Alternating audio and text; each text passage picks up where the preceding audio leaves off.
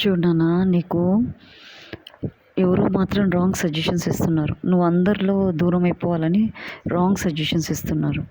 అందరికీ దూరం అయితే నువ్వు ఒంటరిదానివైతే ఆడుకోవచ్చు అనే ఒకే ఒక ఒపీనియన్ తోటి అట్లా చేస్తున్నారు. Be careful. నేను నీకు నీ మంచి కోసమే చెప్తున్నా. ఎందుకంటే వీళ్ళు ఒంటరిదాన్ని చేస్తారు. బద్మాషులు మంచోళ్ళు లేకపోతే ఎవరో కానీ ఓర్వ లెక్క కూడా ఒంటరిదాన్ని చేయాలని చూస్తారు. చేసి దీని లైఫ్ నాశనం చేసుకోవాలని కూడా చూస్తారు. చాలా లైఫ్లు చూసి వచ్చిన దాన్ని నేను. ఒక్కటి కాదు, నేను నా నా నా సర్వీస్లో, టీచింగ్ సర్వీస్లో ఒక్కొక్కరు నేను చాలా ఫ్రెండ్లీగా మాట్లాడుతా అందరితోటి. వాళ్ళ ప్రాబ్లమ్స్ చెప్తుంటే నేనే షాక్ అయ్యేదాన్ని. వీళ్ళకి ఇన్ని ప్రాబ్లమ్స్, అందుకే పెళ్లి చేసుకోవద్దు అనుకున్నాను నేను నిజంగా. అది రీజన్ మ్యారేజ్ చేసుకోవద్దనడానికి.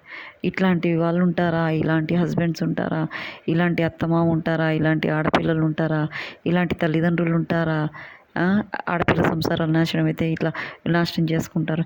ఇవన్నీ చూసి ఇవన్నీ విని విని విని విని విని లాస్ట్కి ఏమనిపించింది తెలుసా నా మ్యారేజ్ అంటేనే అసహ్యం అనిపించింది.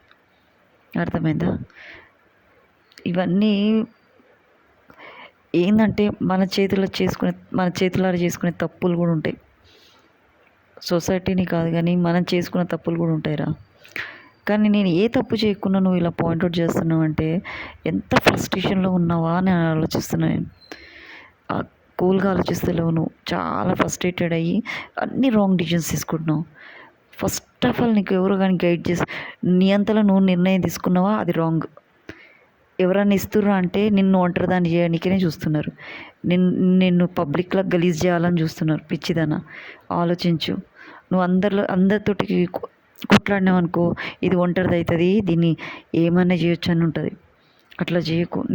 నువ్వు ఒంటరిదాని అయిపోతే నువ్వు ఇంకా ఇంకా లోపల కుమిలిపోయి చచ్చిపోతావు. చెప్తున్నా నేను. అందరితో ఉండు, కాలనీలతోటి అందరితోటి ఉండరా. ఒక ఆడపిల్లగా చెప్తున్నా, నువ్వు అందరితోటి కాలనీలో అందరు ఆంటీ వాళ్ళతోటి, పెద్దవాళ్ళతోటి మంచిగా ఉండు.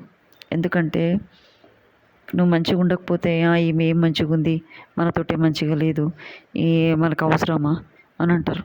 అప్పుడు నీకు ఇంకా మొత్తం కనీసం బయట వాళ్ళని నోటి మాట అన్నా సాయం చేస్తారు. నువ్వు అందరితో చెడుగాకు. అర్థమైందారా? ఎస్పెషల్లీ తల్లిదండ్రులని పట్టుకొని ఉండు. నీకు ఏమైనా తేడా అనిపిస్తే తల్లిదండ్రులను తెచ్చుకో. నీకు డిప్రెషన్ అనిపిస్తే నీ తల్లిదండ్రులను తీసుకొచ్చుకో. కన్న నేను తల్లిదండ్రులను తెచ్చుకో, ఇంట్లో తెచ్చిపెట్టుకున్నాను. అంతేగాని ఇట్లా డిప్రెషన్ తోటి పక్క వాళ్ళని డిస్టర్బ్ చేయడం అది మంచి పద్ధతి కాదు. నీ లైఫే నువ్వు నాశనం చేసుకుంటున్నావు. నీ ఇష్టం రా. నేను చెప్పాలనుకున్నా చెప్పిన. Thank you.